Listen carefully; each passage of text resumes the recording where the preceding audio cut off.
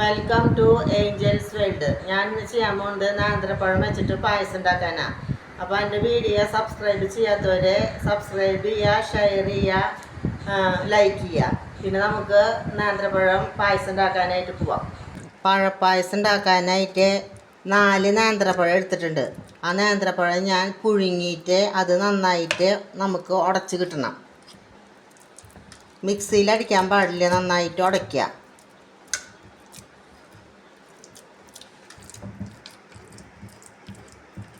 ഞാൻ പാത്രം അടുപ്പത്ത് വെച്ചിട്ടുണ്ട്. പഴമൊക്കെ നന്നായി ഉടച്ചിട്ടുണ്ട്. പിന്നെ അതിലേക്ക് 1/2 ലിറ്റർ പാലൊഴിക്കണം. നന്നായിട്ട് മിക്സ് ആക്കണം നമ്മൾ.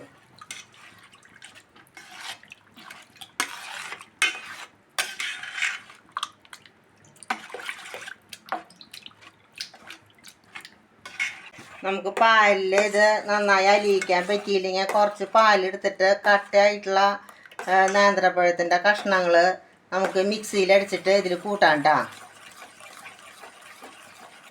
ചിലപ്പോൾ ഇത് പാലിലിങ്ങനെ അലിയിച്ച് കിട്ടില്ലല്ലോ പെട്ടെന്ന് തന്നെ. അപ്പം നമുക്ക് മിക്സിയിൽ അത് അടിച്ച് കൂട്ടാം.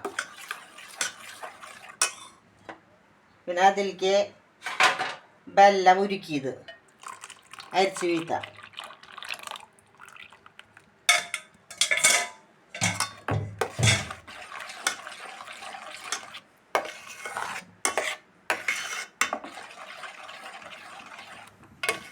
നന്നായിട്ട് മിക്സ് ആക്കാം.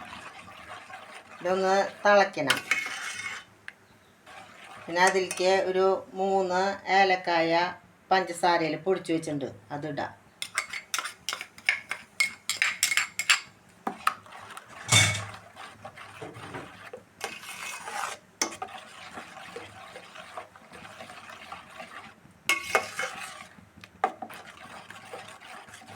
നമുക്കിതിൽ അണ്ടിപ്പരിപ്പും മുന്തിരിയും പിന്നെ കപ്പലണ്ടി ഞാൻ ഇതിലിടുന്നുണ്ട്. അത് നമുക്ക് വറുക്കാനായിട്ട് പോവാം. ഇതൊന്ന് എരിതായിട്ട് തിളയ്ക്കട്ടെ. പഴപ്പായസത്തിലേക്ക് ഇടാനായിട്ട് 2 ടേബിൾ സ്പൂൺ നെയ്യ് വീത്തിൻ്റെ അതിലേക്ക് കപ്പലണ്ടി, ഇനി ഒരു 4 ബദാം, കുറച്ച് ഉണക്കമുന്തിരി ഇട്ടുണ്ട്.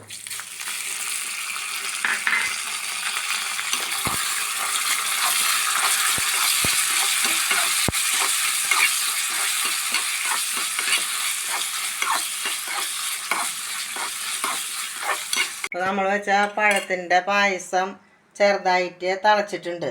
പിന്നെ അതിലേക്ക് നമ്മൾ വറുത്ത് വെച്ച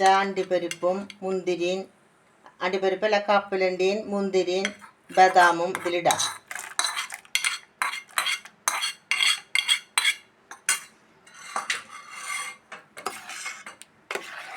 അപ്പോൾ നമ്മുടെ നേന്ത്രപ്പഴത്തിൻ്റെ പായസം റെഡിയായി.